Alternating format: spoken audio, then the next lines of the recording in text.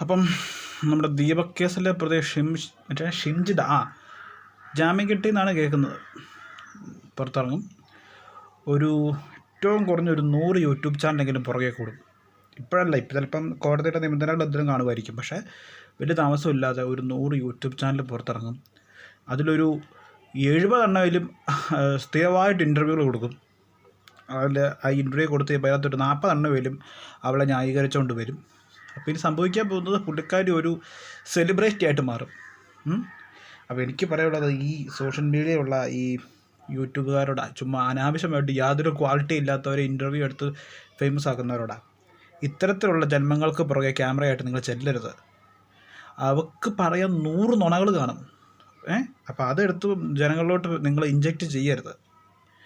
അപ്പം എന്തായാലും ജാമ്യം കിട്ടി പുറത്തിറങ്ങി, അത് സ്വാഭാവികമായിട്ടും ജാമ്യം കിട്ടും പുറത്തിറങ്ങും. കേസ് നടക്കുന്നല്ലേ ഉള്ളൂ, കേസ് നടക്കട്ടെ. അതിനിടയ്ക്ക് നിങ്ങൾ ഇൻ്റർവ്യൂ ആയിട്ട് ചെന്ന് നാട്ടുകാരുടെ ഇടയിലോട്ട് ഇവളുടെ ഈ നുണകൾ മുഴുവനും തള്ളിക്കയറ്റി വെക്കേണ്ട കാര്യമില്ലല്ലോ.